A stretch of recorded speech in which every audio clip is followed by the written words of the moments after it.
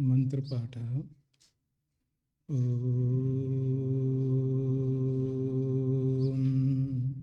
सहना भवतु सहनौ भुनक्तु सह वीर्यं करवावहै तेजस्विनावधीतमस्तु मा विद्विषावहै। ॐ शांति शांति शांति।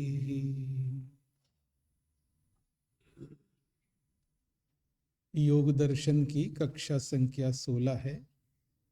प्रथम पाद के 11 सूत्र पूरे हुए हैं।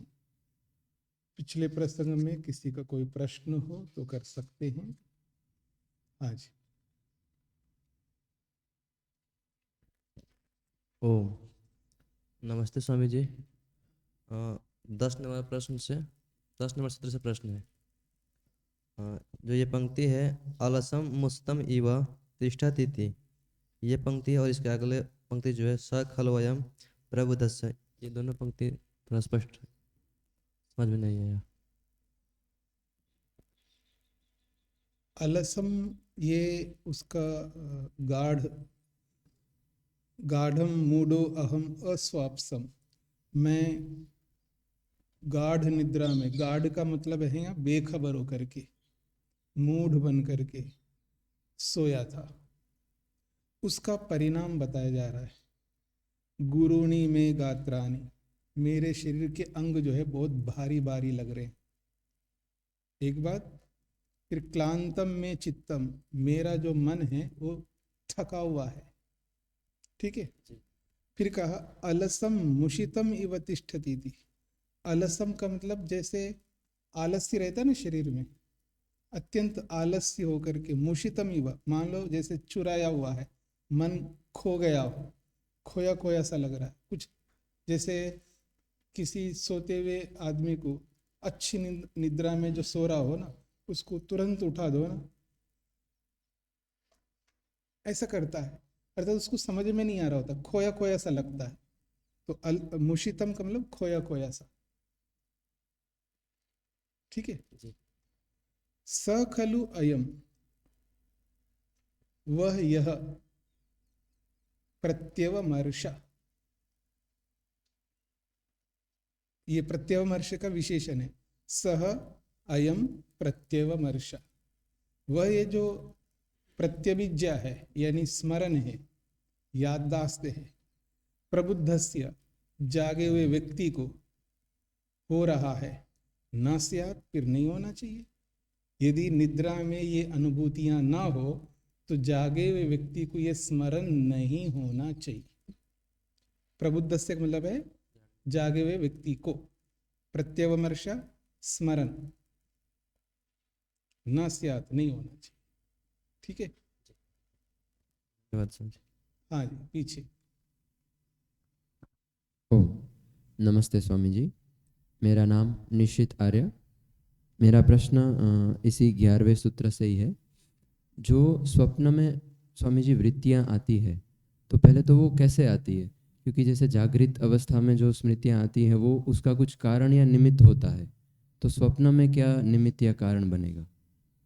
ऐसा है कि जो हम जागृत अवस्था में जो भी अनुभव करते हैं, जितना भी अनुभव करते, रूप रस गंध स्पर्श शब्द, इन सब का अनुभव करते, उनके संस्कार मन के अंदर पड़ते हैं। ठीक है। और मन जो है वहां पर न पूरा सोया हुआ है, यानी यूं कहना चाहिए शरीर इंद्रियां न पूरा सोए हुए हैं और न पूरा जागे हुए हैं। तो इसको मोटी भाषा में कह सकते अर्ध चेतना जैसा है। तब मन जो है खाली तो नहीं रह सकता। ठीक है ना। निद्रा में जाए तो सुख का अनुभव करता, ठीक है, अथवा गलत निद्रा है तो दुख का अनुभव करता। वो दोनों अनुभूतियां नहीं हो रही है तो मन क्या करेगा? खाली वो अपने संस्कारों को उभार लेता है, फिर संस्कारों में विचरण करता है, अर्थात अपने संस्कारों को देखने लगता है। और उस स्थिति में मन पर नियंत्रण तो है नहीं, जैसे जागृत अवस्था में हमारा नियंत्रण है, ठीक है ना। आपको ये नियम बना दिया है कि कोई अतिथि आए तो आप उनसे बातचीत नहीं करें, ठीक है। तो आपके मन में विचार आ रहा क्या बात करूं क्या इनसे, फिर आप जागृत अवस्था में हैं, लेकिन अपने आप को नहीं, नियम है, नियम याद आया तो आपने अपने आप को रोक लिया। तो आप अपने मन को अपने नियंत्रण में रखते हो जागृत अवस्था में, नहीं उधर नहीं जाना है, इधर नहीं जाना है, इधर नहीं देखना है, ऐसा ही करना, ऐसा आप अपने मन को चलाते रहते हो जागृत अवस्था में। और निद्रा की अवस्था में मन पर नियंत्रण नहीं रहता है और संस्कारों को उभार रहा है, खाली तो रह नहीं सकता मन, तो उन संस्कारों से युक्त होता है।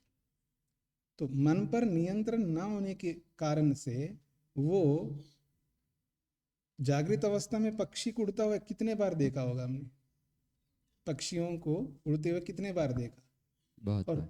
बहुत बार देखा। फिर हम स्वप्न में स्वयं उड़ रहे हैं अपने हाथों से ऐसे ऐसे करते हुए, ठीक है। तो वो पक्षी के उस संस्कार को और अपने साथ जोड़ दिया और उसके पंखों के स्थान में अपने हाथों को जोड़ लिया, बस उड़ते जा रहे हैं हम स्वप्न में। तो स्वप्न में उड़ता हुआ आ रहा है व्यक्ति, ठीक है। अच्छा, कोई व्यक्ति दौड़ लगा रहा, उसके पीछे कोई गलत प्रवृत्ति के लोग पीछे लगे हुए तो आगे आगे दौड़ रहा होता है, वो भी हम देखते हैं संसार में, ठीक है ना। या कबूतर है, उसके पीछे बिल्ली को दौड़ते हुए देखा, ये बिल्ली के पीछे कुत्ते को दौड़ते हुए देखा, ऐसा बहुत कुछ देखते हैं ना जागृत अवस्था। अब स्वप्न में नियंत्रण नहीं होता है तो हम दौड़ रहे हैं, हमारे पीछे कुछ गलत लोग पड़े हैं, हम दौड़ लगा रहे हैं, दौड़ नहीं पाते हैं, ऐसे संस्कार उभर रहे होते हैं। ये सारे स्वप्न हैं, मन पर नियंत्रण ना होने के कारण से मन में बने हुए संस्कारों से युक्त होकर के स्वप्न देखते, ठीक है जी। और दूसरा ये है कि कभी कभी ऐसे स्वप्न भी आते हैं जिसमें हमने कुछ चीज़ें अनुभव ही नहीं की, फिर भी वैसी वैसी स्मृतियाँ आती हैं, तो वो हमें पता नहीं लगता है कि हमने अनुभव नहीं किया, ऐसा लगता है। मैंने अभी बोला है ना, कहीं किसी बात को किसी बात के साथ जोड़ करके हम देखते हैं ना, हमने कल्पनाएं भी की है, उन कल्पनाओं को यथार्थ के साथ किसी के साथ जोड़ करके जब हम देखते हैं हमको लगता है कि हमने कभी ऐसा सोचा ही नहीं है, एक ही होता है। और दूसरा, केवल इसी जन्म के संस्कार है ऐसा तो है ही नहीं, संस्कार तो जन्म जन्मांतरों के चले आ रहे हैं, उन संस्कारों से भी युक्त होते हैं, ठीक है।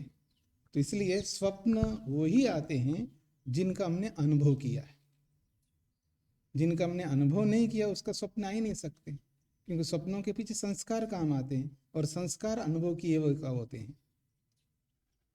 बिना संस्कारों के स्वप्न नहीं आएंगे, ठीक है। और बिना संस्कारों के स्वप्न जैसे नहीं आएंगे, तो संस्कार तब बनेंगे जब आपने अनुभव किया है। तो बिना अनुभव के संस्कार नहीं, संस्कार के बिना स्वप्न नहीं, ठीक है। जी, धन्यवाद जी। आगे बढ़ो। 5 वृत्तियों की चर्चा हो चुकी है। 5 वृत्तियों को समझने का प्रयास किया है। अब प्रश्न ये है कि अथ आसाम निरोधे कः उपायः, इन वृत्तियों को रोकने का उपाय क्या है, क्योंकि वृत्तियों को रोकने के लिए बोला है योगश्चित्त वृत्ति निरोध, चित्त की वृत्तियों को रोकना है हमको। वो वृत्तियां कौन सी है, उनके प्रकार भी बताए, उनकी परिभाषा भी बताई। अब प्रश्न किया जा रहा है, अब इन वृत्तियों को रोके कैसे, क्या उपाय है जिसको अपनाने पर ये वृत्तियां रुकेंगी। तो उत्तर दिया है अभ्यास वैराग्याभ्याम तन्निरोध।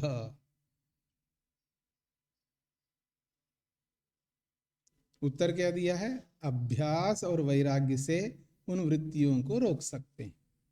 बहुत सारे लोग पूछते हैं जी मन रुकता नहीं है जी, क्या करें, बहुत कोशिश करता हूँ जी, पता नहीं मन मानता ही नहीं, रुकता ही नहीं मन, कोई उपाय बताएं। जब हम उपाय बताने लगते हैं, नहीं ये नहीं कुछ और बताइए, मतलब जो बताया जा रहा है उस पर ध्यान नहीं व्यक्ति का, कुछ और ऐसा कोई सरल उपाय बताए। मैं कोई गुट्टी ऐसा पिला दूं आपको? क्यों जी, ये आपके सिर पर हाथ धर दूं तो आपकी समाधि लग जाए? यही उपाय है, और कोई उपाय नहीं है।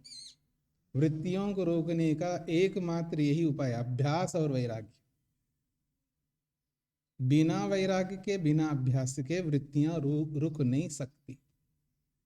अब कुछ भी कर लो, पढ़ाई कितना ही करो, कितने ही शास्त्रों को पढ़ते जाओ, अभ्यास नहीं करो, वैराग्य को उत्पन्न नहीं करो, तो शास्त्रों को पढ़ना कोई लाभकारी नहीं है। बस इतना लाभकारी है, जो नहीं पढ़ता उसकी अपेक्षा आपने पढ़ लिया। जिसकी मोटी भाषा में कहूं, खोपड़ी में डाटा नहीं है, खाली खोपड़ी है उसी की, और आपकी खोपड़ी जो है डाटा युक्त है, बस इतने अंतर है।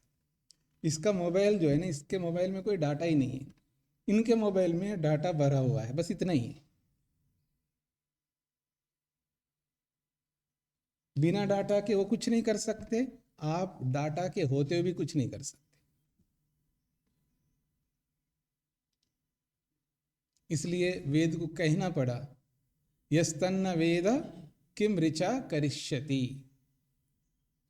तो अभ्यास और वैराग्य, ये दोनों चाहिए, इसके बिना हम कुछ नहीं कर सकते। जो जितना अभ्यास करता है, जो जितना वैराग्य को उत्पन्न करता है, वो उतना ही आगे बढ़ेगा।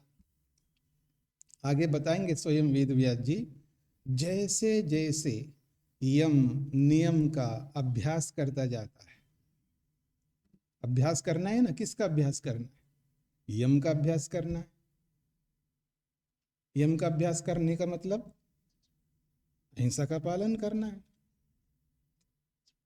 अब गुस्सा करते रहोगे, लड़ाई करते रहोगे, द्वेष करते रहोगे, तो यम का पालन तो होगा नहीं है। ईर्ष्या करते रहोगे, तो जैसे जैसे अहिंसा का, सत्य का, अस्तेय का, ब्रह्मचर्य का, परिग्रह का, शौच, संतोष, तप, स्वाध्याय, ईश्वर प्रणिधान, इन सब का जैसे जैसे हम अभ्यास करेंगे, जैसे जैसे मतलब जितना प्रतिशत उनका हम अभ्यास करेंगे, उतना ही प्रतिशत आप योग में आगे गति करेंगे। ईश्वर न्यायकारी, याद रखना।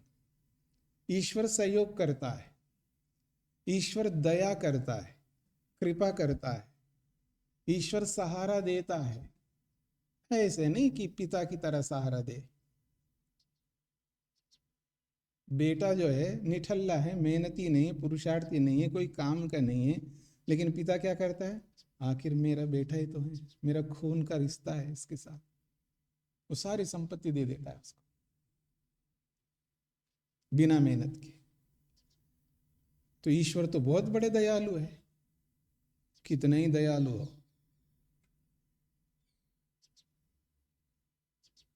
आपको क्या लगता है कि एक आदमी कुछ भार अपने सिर पर रखना चाहता है?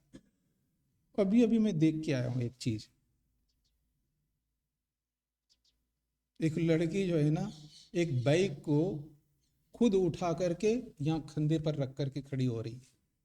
150 किलो का बाइक। कितना? 150 किलो का, और वो भी एक लड़की।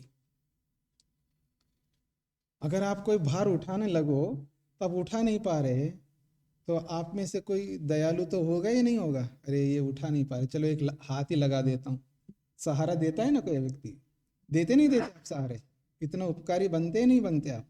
एक ब्रह्मचारी मेहनत कर रहा है, वो कर नहीं पा रहे, तो चलो मैं एक हाथ लगा देता हूँ, कर लेगा। भगवान तो बहुत बड़े दयालु है, वो तो सहारा देगा ही ना। देता ही नहीं देता है? हाँ, देता ही है ना। जितना आपने मेहनत किया, उस मेहनत के हिसाब से उतना सहारा देता है। फिर उस सहारा से फिर और जितना मेहनत करो, फिर उस मेहनत के अनुसार फिर उतना सहारा देता है। बिना मेहनत के सहारा नहीं देता है। ये समझना बड़ा कठिन होता है आदमी को। एक ओर से उसको न्यायकारी भी मानता है। न्यायकारी का मतलब है कर्म के अनुसार आपको फल देता है। बिना कर्म के कैसे फल देगा? जितना कर्म किया उतना ही तो फल देगा ना भगवान। तो इसलिए जितना जितना यम नियम आदि का पालन जितना प्रतिशत करेंगे उतना ही प्रतिशत हमको मिलेगा, उससे ज्यादा नहीं, उससे कम नहीं। ये अभ्यास हमको करना पड़ेगा। केवल इतना ही अभ्यास से काम नहीं चलेगा, इस अभ्यास के साथ साथ वैराग्य को उत्पन्न करना होगा। तो अभ्यास और वैराग्य से तन निरोधा, उन वृत्तियों का निरोध होता है, उन वृत्तियों को हम रोक सकते हैं। चित्त नदी नाम उभयतो वाहिनी, बड़ा अच्छी, मतलब बहुत अच्छी उपमा देकर के समझाया जा रहा है मन को। मन के लिए क्या कहा जा रहा है? चित्त नदी नाम। ये जो मन कैसा है? मानो एक नदी है। ये जो हमारा मन है कैसा है? एक नदी के समान है। देखो जी, मेरी आयु में, माता जी की आयु में, और उधर बैठे हुए 99 साल के, उनकी आयु में कभी नहीं सुना होगा कि गंगा रुक गई हो। जो पहाड़ों से बहती है ना, पहाड़ों से गोमुख से पानी निकल रहा है ना, कभी नहीं सुना होगा आपने, उन्होंने, मैंने, ये किसी ने, कि वो पानी निकलना बंद हो गया। वो ऐसी नदी है, निरंतर बहती जा रही है, कभी रुकती नहीं। ये ऐसा मन है, ये नदी है, मानो ये गंगा है, गंगा के समान। चित्त नदी नाम, निश्चित रूप से ये जो मन है ये नदी है, एक गंगा की तरह है। परंतु गंगा तो एक ही ओर बहती है, समुद्र की ओर ही बहती है, और कहीं नहीं जा सकती हो। अगर बहती है तो समुद्र की ओर ही जाएगी। पर ये जो हमारी नदी है ना, ये विचित्र नदी है। उभयतो वाहिनी, ये दो प्रकार से बहती है, इधर भी बहती है और इधर भी बहती है, दाएं भी और बाएं भी, इसके दो बहाव है, दो प्रकार से बहती है। वहती कल्याणाय, जब दाहिने ओर बहती है तो कल्याण की ओर बहती है, कल्याण ही कल्याण होता है उसका। और वहती पापाय, अगर बाएं ओर बहना तो समझ लेना पाप की ओर बह रहा है। उसका बहाव, उसका धार दो ओर है, पाप की ओर और पुण्य की ओर। मतलब दोनों ओर बह सकती है, यह बह सकता है, ये आपके ऊपर है। आप इसको कल्याण की ओर इसका बहाव कर दो। खेत में कभी पानी दिया आपने? छोटे मोटे खेती में नहीं, बड़े बड़े खेत होते हैं ना, उसमें वो क्यारी बने हुए थे बड़े बड़े, एक क्यारी में पानी भर दिया तो दूसरे क्यारी में पानी ले जाना है तो मेड़ को काटते हैं, इधर बहा देते हैं पानी, तो इधर वाले खेत को भर देते हैं, फिर उधर भर गया तो उसको बंद करते हैं, फिर इधर वाले को काटते हैं, फिर इधर बहता है। एक तरफ पानी का बहाव हो। वहती पापा है, जब आप पाप की ओर नदी को ले जाओगे तो पुण्य को भूल जाओ, फिर पुण्य नहीं होने का। पुण्य की ओर ले जाओ तो पाप नहीं होने का। ये तो हमारे हाथ में। इस चित्त रूपी नदी को आप किस ओर बहा करके ले जाना चाहते हो, ये हमारे हाथ में। वहती कल्याणाय, ये कल्याण की ओर भी इसका बहाव होता है, अथवा पाप आया, पाप की ओर भी इसका बहाव होता है। आप किधर ले जाना चाहते हैं ये आपके हाथ में। इतना सुअवसर मिला हुआ रहता है व्यक्ति को, इतना अच्छा समय मिल रहा होता है, और उस समय को व्यर्थ चीजों में लगा करके समय व्यर्थ करता जाता है। अनुपयोगी विषयों में मन को लगा करके टाइम पास करता है, समय को व्यतीत कर देता है, वैसे निकाल देता है समय को। एक दर्शन पढ़ रहे हैं आप, एक दर्शन, दूसरा दर्शन साथ में चल रहा है क्या? एक ही चल रहा है। कितना समय, समय ही समय आपके पास। पूरे योग दर्शन को याद करना, एक एक सूत्र को दोहराना और व्यास भाष्य की एक एक पंक्ति को समझना, बैठ करके उस पंक्तियों पर विचार करना एक दूसरे के साथ, इतना समय ही समय है। पर कहाँ जाता है समय पता नहीं। गॉसिप करने के लिए तो बहुत समय होता है। गोष्ठियां बनाओ, एक एक दो लोग, तीन तीन लोग मिल करके, फिर चर्चाएं करते रहो, कुछ भी बात करते रहो। तो हम अपने मन को अपनी इच्छा से जिधर ले जाना चाहेंगे उधर ले जा सकते। 5 मिनट भी मिल गया, 5 मिनट बहुत होता है। कहीं 10 मिनट मिल रहा है, कहीं 15 मिनट मिल रहा है, कहीं 20 मिनट मिल रहा है, कहीं आधा घंटा मिल रहा है। तो समय का सदुपयोग कौन कर सकता है? ये वही कर सकता है जो अपने मन को कल्याण की ओर ले जाने वाला होता है। और जो समय का सदुपयोग नहीं करेगा वो अपने मन को पाप की ओर ले जाएगा। उसको एहसास नहीं होता है व्यक्ति को। या तो कैवल्य प्राग भारा, कल्याण कब होगा? मन कल्याण की ओर कैसे बह सकता है, कल्याण की ओर कैसे जा सकता है मन? तो कहा या तो कैवल्य प्राग भारा, मन रूपी नदी जब कैवल्य की ओर, मुक्ति की ओर, मोक्ष की ओर बहने लगती है, चित्त रूपी नदी, मन रूपी नदी जब कैवल्य की ओर बहने लगती है, और कैवल्य की ओर ऐसे नहीं बह सकती है, उसमें विवेक विषय निम्ना, उसमें विवेक विषय बना हुआ रहता है। वो जो बहाव है उस बहाव में विवेक रहता है, विषय तत्वज्ञान विषय रहता, सत्व पुरुष अन्यता ख्याति विषय रहता है। वहां पर पृथकत्व, जिस किसी भी वस्तु को देखता है पृथक करके देखने लगता है। वहां पर जड़ चेतनत्व को पृथक करके देखता है, सुख दुख को पृथक करके देखता है, शुद्ध अशुद्ध को पृथक करके देखता है, जिस किसी भी वस्तु को देखा। क्योंकि विवेक विषय निम्ना, अर्थात विवेक विषय वाला वो प्रवाह होता है, वो जो बहाव है वो विवेक विषय वाला होता है, उसमें विवेक होता है, तत्वज्ञान होता है। स कल्याण वाहा, वो जो बहाव है वो कल्याण की ओर ले जाने वाला है, जिसमें विवेक ही विषय बना हुआ रहता है, जो कैवल्य की ओर ले जाने वाली धारा होती है। यानी मन के अंदर कैवल्य बना रहता है, केवल बनने की राह रहती है। मैं केवलत्व को कैसे प्राप्त कर सकता हूं? आपको पता है, ये जो पैसे कमाने वाले होते हैं ना, जो ज्यादा पैसा कमा रहे होते, रात दिन उनके मन में क्या चलता है?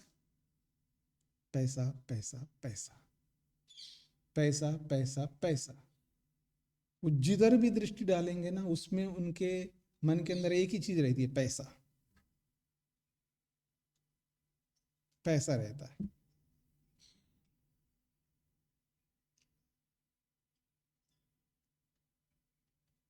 और हमारे मन में क्या रहता है जी? पता नहीं क्या क्या रहता है। इतनी सारी चीजें होती हैं।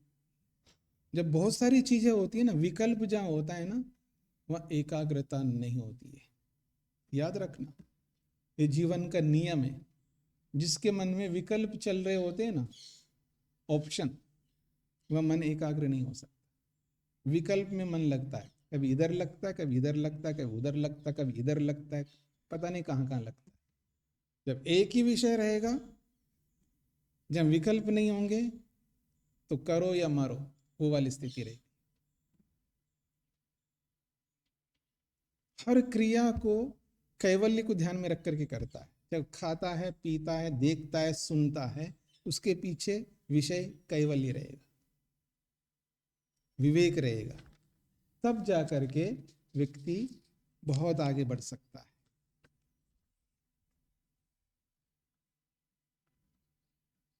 यदि उस कल्याण की ओर बहाव नहीं रखेंगे, मन की नदी को, मन रूपी नदी को कल्याण की ओर नहीं बहाएंगे, तो कहाँ जाएगा? संसार प्राग भारा, वो संसार की ओर, बार बार जन्म लेने की ओर, बार बार दुख सागर में डूबने के लिए प्रवृत्त होते रहेंगे।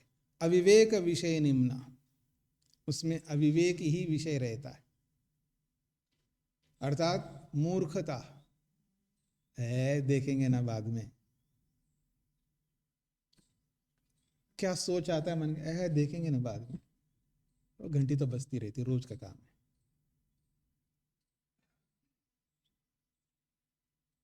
फिर देखेंगे,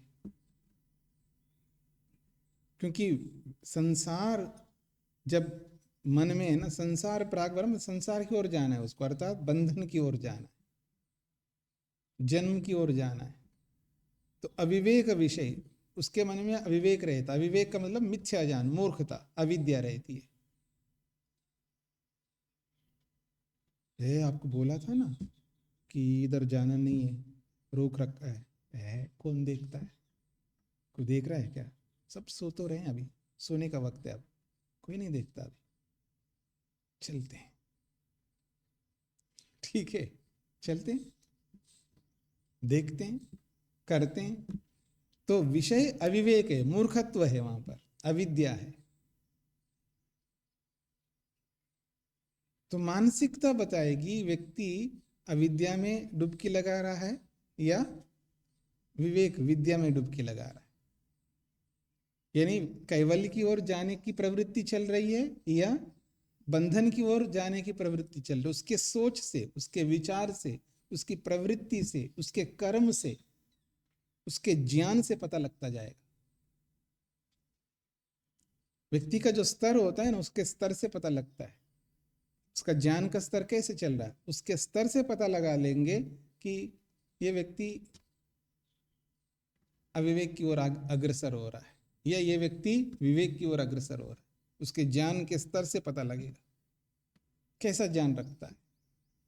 और जब वो कर्म करने लगता है, उसके कर्मों से तो एकदम पता लगता है ये अविवेक की ओर बढ़ रहा है, ये संसार की ओर बढ़ रहा है,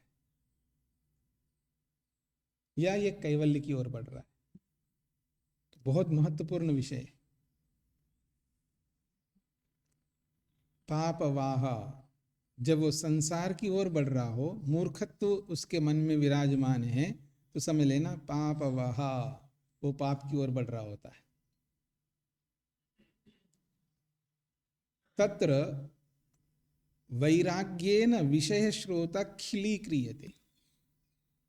ये जो विषयों का स्रोत है, विषयों का जो प्रवाह है हमारे जीवन में, हमारे मन के अंदर विषय भोगों के लिए जो प्रवृत्ति चलती है, विषय भोगों की ओर हमारा बहाव चल रहा होता है, आकर्षण चल रहा होता है, विषयों के प्रति हमारी जो लालसा चल रही होती है, हमारी जो तमन्ना है विषय भोगों को भोगने की, ये है विषय स्रोत। विषयों का प्रवाह हमारे मन के अंदर भरमार है, उसको कैसे कम किया जाए। खिली का मतलब होता है उसको कम करना, उसको कमजोर करना, उसको तनु करना या उसको समाप्त करना। वो कैसे किया जाएगा? तो वैराग्येन खिली क्रियते, वो वैराग्य को उत्पन्न करके ही उसको कम कर सकते हैं, और कोई रास्ता नहीं। बिना वैराग्य के विषय स्रोत को, विषय भोगों की लालसा को कम नहीं कर सकते, कमजोर नहीं कर सकते, बिना वैराग्य के, बिना विवेक के। इसलिए कह रहे हैं वैराग्य से ही विषय की लालसा को, विषय भोगों की तृष्णा को कम किया जाता है, कमजोर किया जाता है या समाप्त किया जाता है। और क्या कहा जा रहा है? विवेक दर्शन अभ्यासेन। विवेक दर्शन, जब विवेक दर्शन होता है अर्थात तत्वज्ञान होता है, यथार्थ बोध होता है, जिस किसी भी विषय में जितना भी होता है, जिसको विवेक उत्पन्न होता है ना, वो एक दिन में नहीं होता है, अर्थात एक ही दिन में 100% विवेक होता हो ऐसा नहीं है, वो थोड़ा थोड़ा होता है व्यक्ति के मन। यद हरेत तद विरजेत, क्रियाद्वा वनाद्वा ब्रह्मचर्यादेव वा, ये जो बात कही ना, जिस दिन वैराग्य हो जाए उसी दिन त्याग कर देना चाहिए। तो जिस दिन वैराग्य, आज वैराग्य का मतलब है आज ही 100% वैराग्य हो गया, इसका ये तात्पर्य नहीं होता है। वो थोड़ा थोड़ा बूंद बूंद वैराग्य उसके साथ जुड़ता जाता जुड़ता जाता जुड़ता जाता, और जिस दिन पूरा वैराग्य हो जाएगा अर्थात 100% हो जाएगा, उस दिन वो छोड़ करके निकल जाता है, इसका ये तात्पर्य होता है। कोई मरते हुए को देखा तो एकदम उसी दिन 100% वैराग्य हो गया, ऐसा नहीं है। उसके मन के अंदर थोड़ा थोड़ा वैराग्य जुड़ता जाता जुड़ता जाता जुड़ता जाता, फिर वो एक ऐसा इंसिडेंस, एक ऐसी घटना, एक ऐसा उदाहरण उसको 100% के रूप में बदल देता है।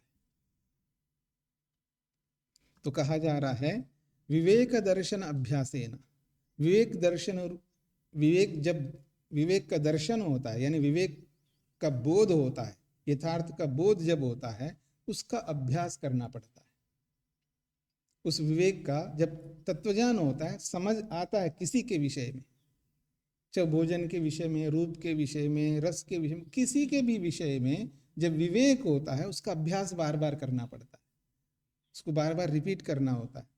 उससे विवेक श्रोता उद्घाट्यते, विवेक का जो स्रोत है, विवेक का जो बहाव है, प्रवाह है, उसको खोला जाता है।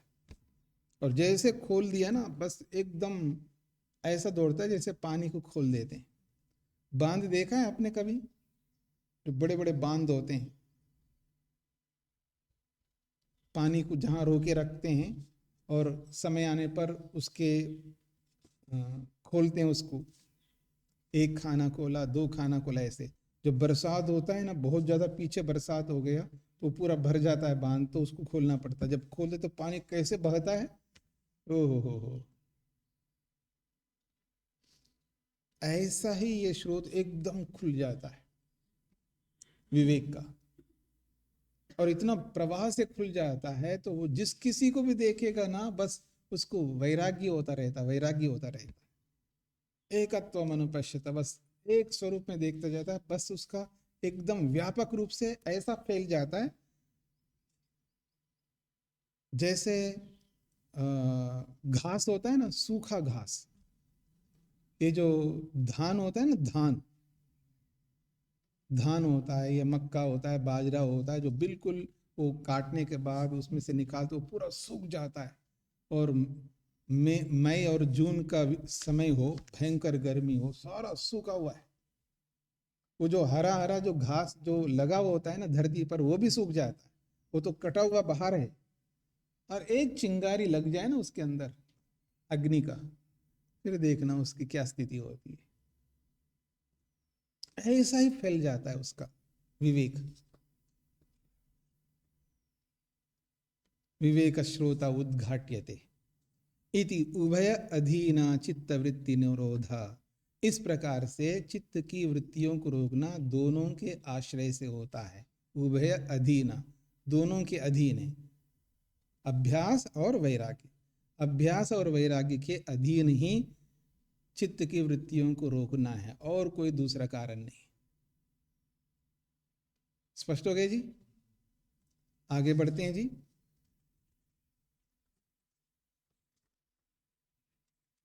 तो मन की वृत्तियों को रोकने के लिए दो उपाय बताए, अभ्यास और वैराग्य। तो अभ्यास किसे कहते हैं, किसको अभ्यास कहना चाहिए? तो वो सूत्र स्वयं कहता है अभ्यास किसको कहते हैं। तत्र स्थितो यत्नोऽभ्यासः, तत्र स्थितो यत्नः अभ्यासः, यत्नोऽभ्यासः। चित्तस्य अवृत्तिकस्य प्रशांतवाहिता स्थिति, सूत्र में जो स्थिति शब्द आया है ना, स्थितो सप्तमी में है, तो जो स्थिति मूल शब्द है, ये जो स्थिति है, स्थिति किसकी स्थिति? मन की स्थिति। चित्तस्य अवृत्तिकस्य, ऐसा चित्त, ऐसा मन जिस मन में वृत्ति ना हो।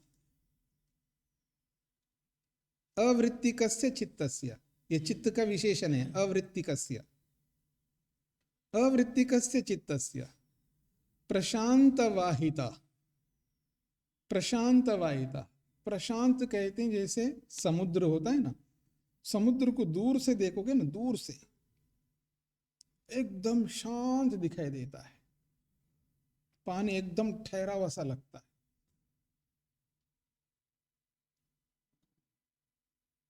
जब हम विदेश जाते हैं तो विमान बहुत ऊपर जाता है, अब एक देश से दूसरे देश जाएंगे तो कहीं ना कहीं समुद्र तो आ ही जाएगा ना। तो जब समुद्र आता है तो ऊपर से देखते हैं तो समुद्र ऐसा दिखता है कि एकदम शांत दिखाई देता है, क्योंकि वो तो ऊपर से देखते हैं, उसका जो पानी का जो लहर होते हैं वो सब दिखाई नहीं देते हैं, एकदम शांत दिखाई देता है। तो ऐसे ही प्रशांत वाहिता में एकदम शांत है, कोई खलबली नहीं है मन के अंदर, न क्षिप्तता है, न मूढ़ता है, न विक्षिप्तता है, एकदम शांत है मन,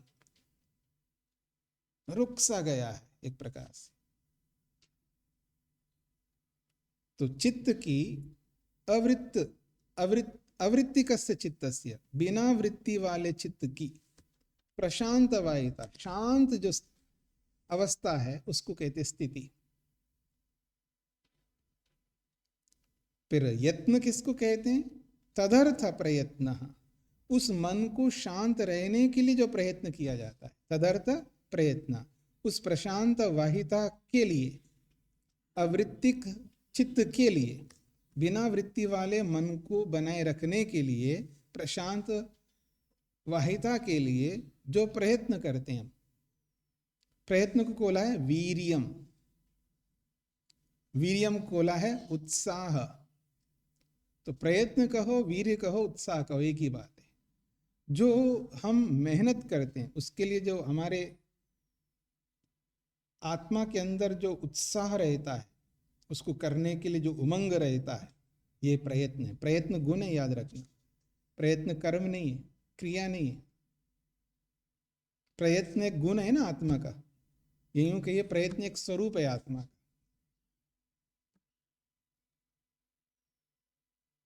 ध्यान करना है, ठीक है जी, आपको उपासना का समय आया, ध्यान करना है। एक नया खेल यहाँ आपके लिए, वो जिम बन गए ना, तो नए नए कुछ करेंगे आप, जब उद्घाटन होगा ना जिम का आपका, फिर देखना आपके मन में जो उमंग आएगा, क्योंकि अभी तक आपने उसमें किया नहीं है ना, अलग अलग यंत्र रखे हुए हैं, मैं ये भी करूँगा, ये भी करूँगा, वो भी करूँगा, देखा तो होगा आपने क्या क्या है, मैं इस पर भी करूँगा। तो जब वो समय आएगा ना आपका व्यायाम का समय, तो आपके अंदर वो उमंग उभर के आएगा, टन, मतलब टन के टन ऐसे आएगा, उमंग उभर के आएगा, वो जो उत्साह आपके मन के अंदर आएगा उभर करके, वो है प्रयत्न। कुछ कर गुजरने का जो अंदर एक प्रभाव उत्पन्न होता है, कोई विशेष खाने की स्थिति हो, कोई विशेष आइटम हो, कोई विशेष देखने का हो, समझ रहे हैं ना आप लोग, चाहे वो रूप का हो, रस का हो, गंध का हो, स्पर्श का हो या शब्द का हो, कुछ विशेष जो अभी आपने अनुभव नहीं किया, आप पहली बार अनुभव करने जा रहे हैं, तो आपके अंदर जो विशेष उत्साह रहता है, एक अंदर उमंग रहता है, ये है वीर्य, ये है उत्साह, इसी को कहते हैं प्रयत्न। तद संपिपाद इशय, उसको पूर्ण करने की इच्छा से, जैसे प्रशांत वाहिता है यहाँ पर, अवृत्तिक चित्त की प्रशांत वाहिता है ना, तत् संपिपाद इशय, उस प्रशांत वाहिता को पूरा करने की इच्छा से, तत्साधन अनुष्ठानम, तो उस उमंग को पूरा करने के लिए, जैसे आपको व्यायाम करने का उमंग आ रहा है, उत्साह आ रहा है, तो उसको पूरा करने की इच्छा से तत्साधन अनुष्ठानम, उसके साधनों का अनुष्ठान करेंगे। जैसे वो छोटे बच्चे हैं ना आपके ब्रह्मचारी, मैं देखता हूँ बाट देख रहे होते हैं, जब घंटी बजेगी तो कोई क्रिकेट का बल्ला हाथ में उठाता है, कोई उसके विकेट्स हाथ में लेता है, और वो एलिमेंट पहनते हैं ना, वो कोई उसको हाथ में लेने का दौड़ रहा होता है। उत्साह देखना बच्चों का, छोटे बच्चे हो ना आपके यहाँ पर, तो बस देख रहे होते। और कभी कभी कहाँ जा रहे हो, अभी तो 2:30 बज रहे हैं जी, आज छुट्टी है जी, जल्दी खेलने का है 2:30 बजे 3 बजे दिखाई देते हो खेलने के। मतलब जितना उत्साह उनके अंदर खेलने का रहेगा ना, उनको बोलो अब कोई खेल नहीं होगा, पढ़ाई करना, फिर देखना उनका उत्साह एकदम ऐसा हो जाएगा। तो ये जो उत्साह है उसको पूरा करने की जो तमन्ना, इच्छा है, उसको कह रहे तत्संपिपादशया, उसको पूरा करने की इच्छा से जो भी उसके मन के अंदर आया है जिसको करने के लिए, उसको पूरा करने की इच्छा से तत्साधन अनुष्ठानम, उसके साधनों को एकत्रित करने लगते हैं। जैसे कोई वो क्या कहते हैं, वॉलीबॉल खेल रहा हो तो उसका बॉल को लेने के लिए दौड़ रहा है, कोई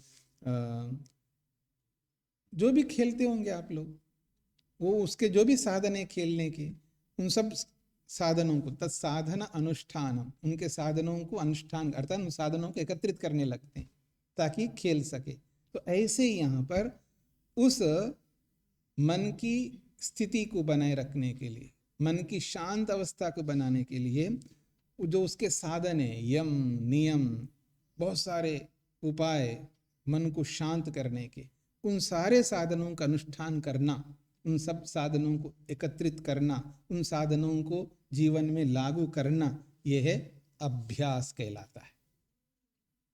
स्पष्ट हो गया अभ्यास क्या होता है?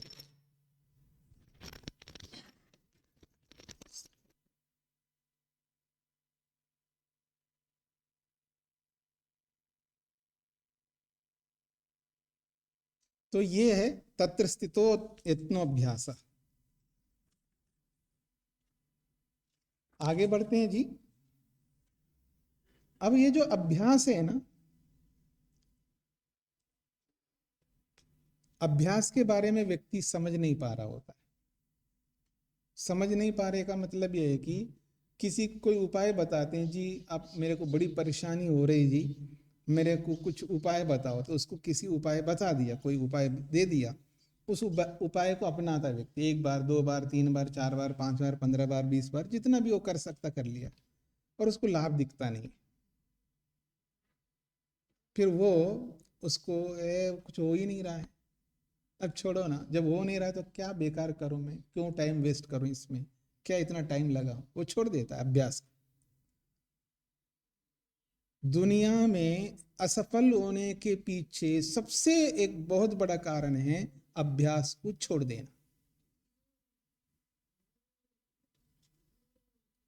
पूरी दुनिया में कोई सफल नहीं हो रहा है, उसके पीछे एक बहुत बड़ा कारण है अभ्यास को छोड़ देना। अभ्यास कितना महत्व रखता है जीवन में, विशेषकर इस योग के संदर्भ में देखा जाए, वो अभ्यास को समझ नहीं पाया व्यक्ति।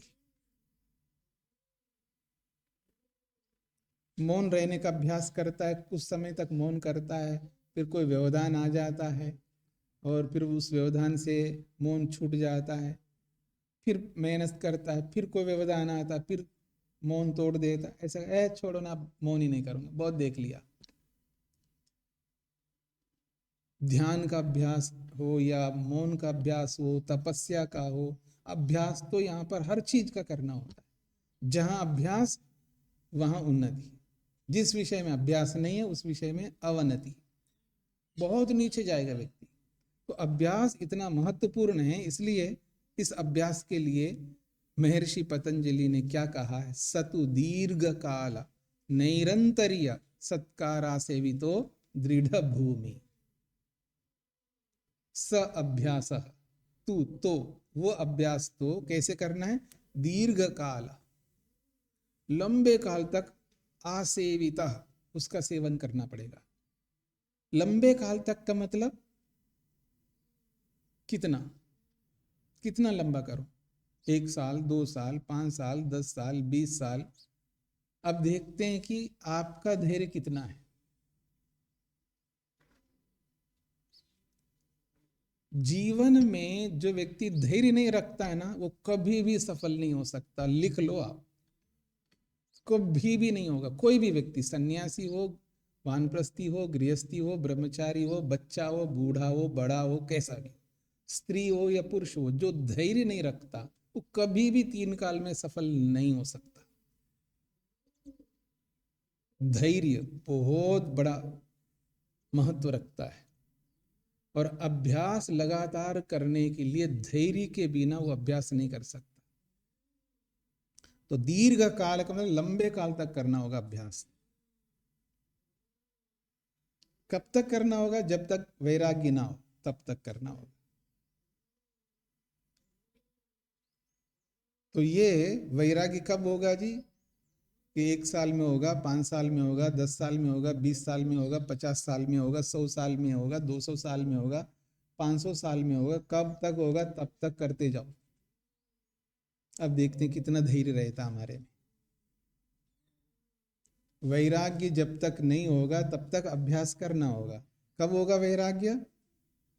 5 साल, 10 साल, 20 साल, 50 साल, 100 साल, 200 साल, 300 साल, 500 साल, कितने साल तक? जब तक वैराग्य न होगा तब तक अभ्यास करना पड़ेगा।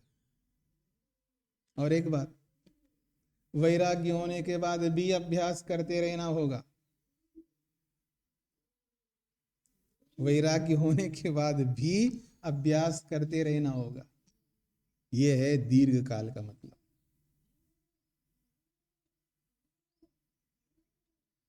और एक बात बोल दूं, वैराग्य होने के बाद भी अभ्यास करना, फिर वो अभ्यास भी कब तक करूं जी? वैराग्य तो हो गया, फिर भी अभ्यास करूं जब तक मुक्ति का टिकट ना कटे। जब तक मुक्ति का टिकट ना कटे, जब तक ये सुनिश्चित नहीं हुआ कि अब मेरे को प्राप्तम प्रापनीय, जो पाना था सो पा लिया, अब कुछ पाने के लिए कुछ नहीं करना। वो स्थिति जब तक नहीं आएगी ना, तब तक हमें ये अभ्यास करना ही होगा। भले ही वैराग्य मिल गया हो, ये इतना लंबा करना पड़ता है। इसके लिए जो तैयार नहीं है तो वो योग में कुछ नहीं कर सकता। भूल जाओ फिर योग को, उसके बस की बात नहीं। ये वैसा अभ्यास है। दीर्घ काल का मतलब ये है।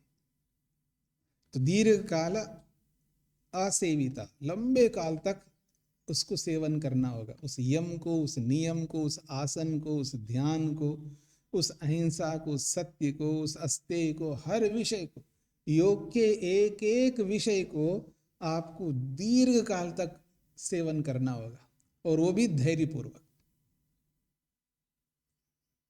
इतना सत्य बोल रहा हूं, कुछ हो नहीं रहा है, अब सत्य बोल करके क्या फायदा है?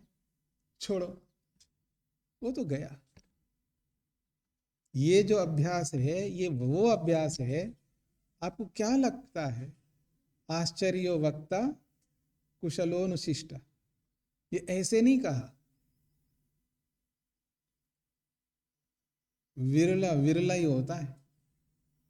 ये लाखों की बात नहीं, करोड़ों की बात नहीं, अरबों के बीच में ऐसा होता है। ये इतना बड़ा अभ्यास करना होगा। कोई ये सोचे मेरा नंबर तो आएगा नहीं, तो फिर मैं क्यों करूं? नंबर तो सबका आएगा, नंबर तो सबका ही आएगा। लेकिन जब मेरा नंबर आए तो आपका भी आ जाए, ऐसा नहीं। आपका नंबर आए तो मेरा भी आ जाएगा, ऐसा नहीं। तो किसका नंबर आएगा? जो इसका पालन करेगा उसका नंबर आएगा। कब आएगा? वो बताएगा, वही उसका अभ्यास ही बताएगा, उसका वैराग्य बताएगा। तो ये दीर्घ काल तक सेवन किया हुआ अभ्यास होना चाहिए, और दीर्घ काल सेवन किया हुआ अभ्यास होना चाहिए। उसके साथ में नागा नहीं रह सकता। निरंतर आसेवित, निरंतर का मतलब लगातार, बिना नागा की छुट्टी नहीं ले सकते आप। आज ही, आज मेरी छुट्टी है जी, अवकाश, आज मैं सत्य नहीं बोलूंगा, ऐसा नहीं चल सकता, ऐसा नहीं चलेगा। आप खाने की छुट्टी ले सकते हो, अवकाश जो है खाने के ले सकते हो, सोने के ले सकते हो, बहुत कुछ चीजों के लिए ले सकते हो, लेकिन इसके लिए नहीं ले सकते। यहाँ अवकाश नाम की कोई चीज नहीं, अवकाश ले ही नहीं सकते आप। ऐसा निरंतर अभ्यास करना होगा, ऐसे निरंतर बिना नागा के करना होगा। ये हमारी भूल है कहो, हमारी न्यूनता कहो, हम निरंतरता नहीं रख पाते, बहुत बड़ा दोष है।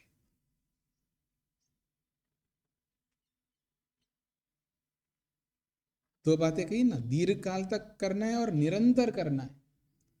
तीसरी बात कही है, दीर्घ काल तक करना, निरंतर करना, सत्कारा सेविता, सत्कार पूर्वक करना है। सत्कार नहीं है तो आपका किया हुआ अभ्यास बेकार हो जाएगा, आपकी निरंतरता बेकार हो जाएगी।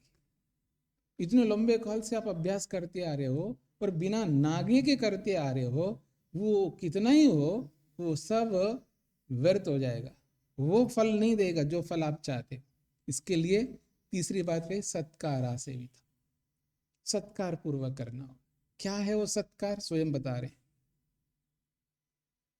तपसा ब्रह्मचर्येन विद्यया श्रद्धया च। चार बताए, सत्कार में चार चीजें हैं। एक तो तपस्या पूर्वक करनी है, तप मान करके करना है। व्यक्ति तप मान करके नहीं करता, और ब्रह्मचर्य ना, संयम से नहीं करता, और विद्या पूर्वक नहीं करता, और श्रद्धा पूर्वक नहीं करता। ये चार चीजें बहुत महत्वपूर्ण है। ये व्याख्या शब्द है, तपसा ब्रह्मचर्येण विद्या और श्रद्धया। देखिए, तपस्या का मतलब तपस्या, आप करते जा रहे हैं पर उस करने में तपस्या नहीं है। तपस्या नहीं का मतलब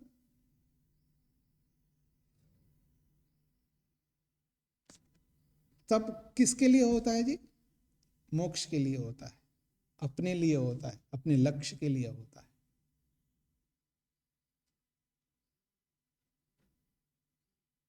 एक होता है उस तप के साथ में विद्या भी जुड़ा है, उस तप के साथ में श्रद्धा भी जुड़ी है, उस तप के साथ ब्रह्मचर्य भी जुड़ा है, ये सब जुड़े हुए हैं। यानी चारों में चारों जुड़े रहेंगे। उस तपस्या में ब्रह्मचर्य संयम भी जुड़ा हुआ है, उस तपस्या में विद्या भी जुड़ी हुई है, उस तपस्या में श्रद्धा भी जुड़ी है। श्रद्धा के साथ तप भी जुड़ा है, विद्या भी जुड़ी है, ब्रह्मचर्य भी जुड़ा है, चारों चारों के साथ जुड़े हुए हैं।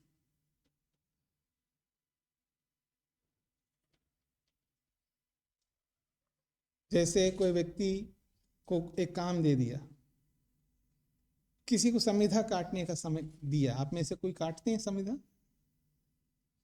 तो मान लीजिए संविधा काटने के लिए, संविधा काटने काट रहा है व्यक्ति, पर वहां श्रद्धा भी चाहिए। श्रद्धा है तो उसमें कीड़े नहीं मिलेंगे।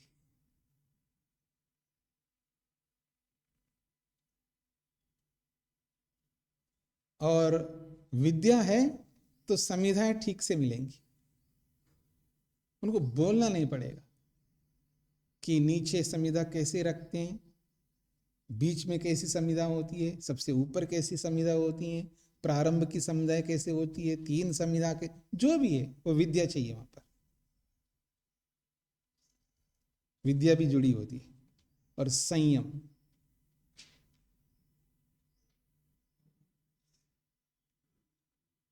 ब्रह्मचर्य, हर किसी कार्य के पीछे तप, ब्रह्मचर्य, विद्या और श्रद्धा, ये चारों चीजें जुड़े हैं, और साथ में अभ्यास चल रहा है उसका।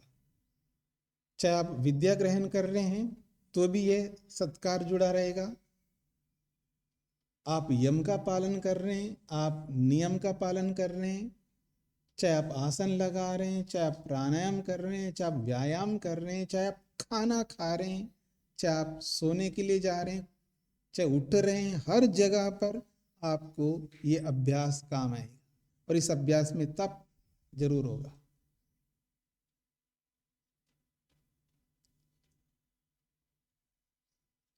मेरे को ही संविदा काटने के लिए दे रहे हैं, कितना समय हो गया, मैं छोड़ना चाहता हूँ इस काम को, तंग आ चुका हूं मैं इसको, मैं ये नहीं करना चाहता।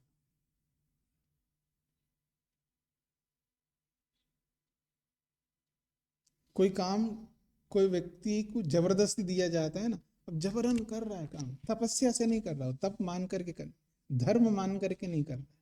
ये कार्य मेरे लक्ष्य को पूरा करने के लिए बहुत बड़ा सहयोगी है।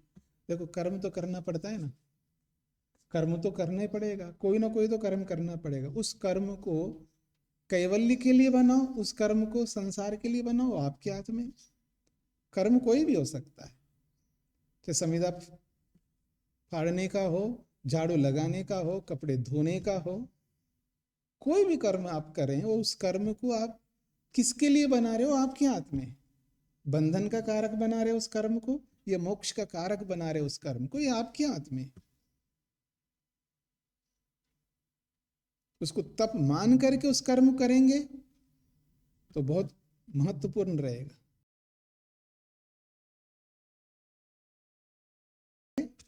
तो त्रुटियां नहीं होंगी।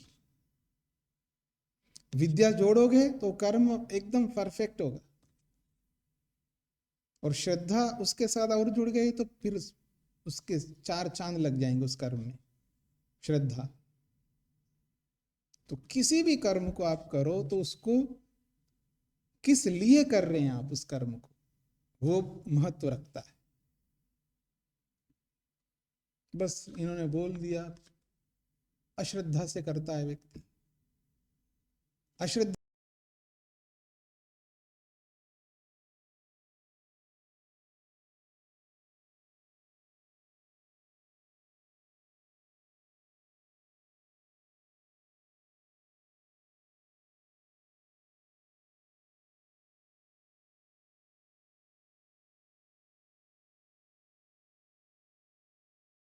सकता, क्योंकि वहां विद्या जुड़ी हुई है।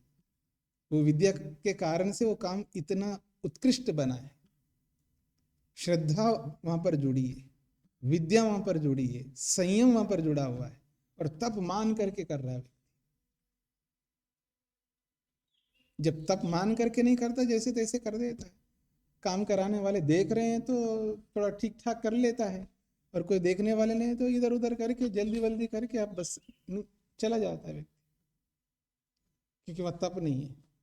क्योंकि तप में धर्म है, याद रखना, तप में धर्म है।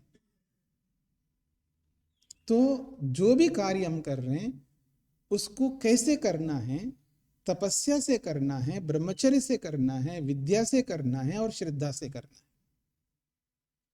है। ऐसा जब करते हुए सत्कारवान दृढ़ भूमिर भवति, तब वो सत्कार वाला बनेगा। दीर्घ काल तक करता रहे, निरंतर करता रहे, और सत्कार पूर्वक करता रहे, तो सत्कारवान दृढ़ भूमि भवति, वो अभ्यास सत्कार वाला बन करके, सत्कारवान दृढ़ भूमिर भवति अभ्यासः, उसका जो अभ्यास सत्कार वाला बन करके, उसका अभ्यास तपस्या से, ब्रह्मचर्य से, विद्या से, श्रद्धा से होने के कारण से वो दृढ़ भूमिर भवति, उसका अभ्यास दृढ़ बन जाता, फिर वो डगमगाता नहीं। व्युत्थान संस्कारेण द्राग इति एव अनभिभूत विषय इत्यर्थ। व्युत्थान संस्कारेण, ये जो व्युत्थान संस्कार है ना, वृत्तियों वाले जो संस्कार है, उन संस्कारों से शीघ्र वो दबता नहीं है। मतलब शीघ्र मतलब कोई भी उसको दबा नहीं सकता। व्युत्थान संस्कार उसको दबा नहीं सकते। रूप, रस, गंध, रस, शब्द के जो आकर्षण है, जो कामनाओं का आकर्षण है, इच्छाओं का जो आकर्षण है, लालसाओं का आकर्षण है, लोभ का जो आकर्षण है, वो उसको दबा नहीं सकता। इतना आसानी से उसको कोई दबा नहीं सकता। द्राग इत्येव अनभिभूत विषय, वो अभ्यास ऐसा होता है शीघ्र न दबने वाला होता है। वो ऐसा अभ्यास बन जाता है, वो कभी भी किसी तुच्छ कारणों से दबने वाला नहीं होता है, बिल्कुल दृढ़ ऐसा बन जाता है, परिपक्व बन जाता है उसका अभ्यास। अब उसको कोई डगमगा नहीं सकता। आपने देखा है ना, सुना है, देखा का मतलब सुना है ना, स्वामी दयानंद के बारे में कितने बड़े बड़े प्रलोभन दिए गए थे उनको, लेकिन उनका अभ्यास उनको डगमगाया नहीं। नचिकेता को जितने प्रलोभन दिए, वो प्रलोभन उसको डगमगाए नहीं। ऐसा अभ्यास बन जाता है उसका। इतना आसान नहीं होता है। जो संसार में इतने बड़े बड़े प्रलोभन मिल जाते हैं हमारे को, वो प्रलोभनों से व्यक्ति दब जाता है, उन प्रलोभनों में बह जाता है, सारे सिद्धांतों को एक तरफ रख देता है और उन प्रलोभनों के कारण से कुछ भी कर बैठता है। जीवन भर वेद का डंडा लेकर के घूमता रहा, ये करता रहा, वो करता रहा, वो कोई ऐसा प्रलोभन आते वो सब छोड़कर कुछ और करने लग जाता है व्यक्ति। कोई भी चोला ओढ़ करके कुछ भी करने लगता है व्यक्ति। ये सारे प्रलोभन है, व्यक्ति को डगमगा देते हैं, व्यक्ति को रास्ता से भटका देते हैं। लेकिन जो व्यक्ति लंबे काल तक निरंतर सत्कार पूर्वक जब अभ्यास करता है विवेक का, वैराग्य का, फिर उसको डगमगा नहीं सकते कोई। उसको आसानी से कोई भी व्यक्ति कितने बड़े प्रलोभन आ जाए उसको दृढ़ बना के रखते हैं। ये ऐसा अभ्यास होता है, ये बहुत महत्वपूर्ण है। इसके बारे में और विचार कर सकते हैं। कोई बात समझ में ना आई तो उसको आप पूछ सकते हैं। ओम शांति शांति शांति।